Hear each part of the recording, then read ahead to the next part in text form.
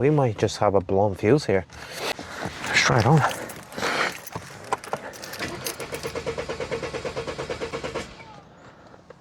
Okay.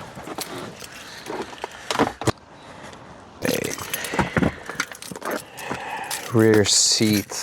I think you just jam it up here. Let's just do the other side around. They're pretty common to fail. Modules or pump itself, but for some reason Mercedes doesn't want to get involved in the recall for this particular car.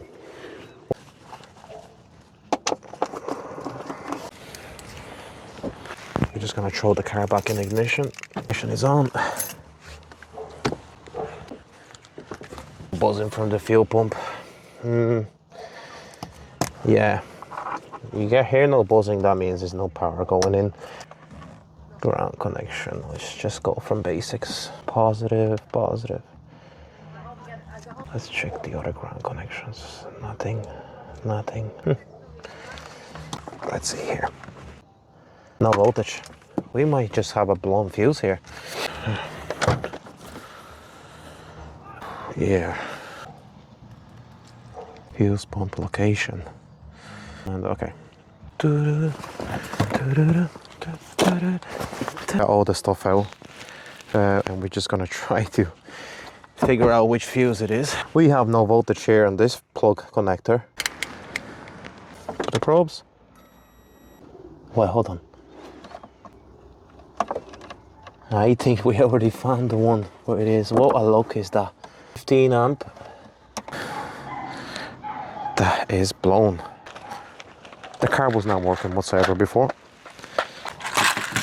15 amp. Let's take the ignition off. Okay.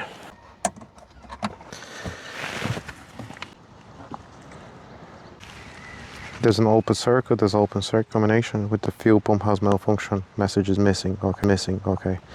Let's erase this. Okay.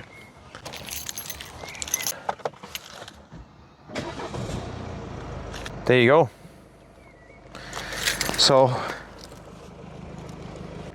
after we got that fuse replaced, connect the computer, OBD scanner, and just clear the faults.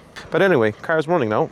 Why that fuse actually got blown behind it was another fuse right beside it actually loose, and it was moving left and right. A lot of power surge on the fuse, 15 amp fuse and 25 amp fuse. We replaced both of them, and all the faults have disappeared, and the car is actually running perfect.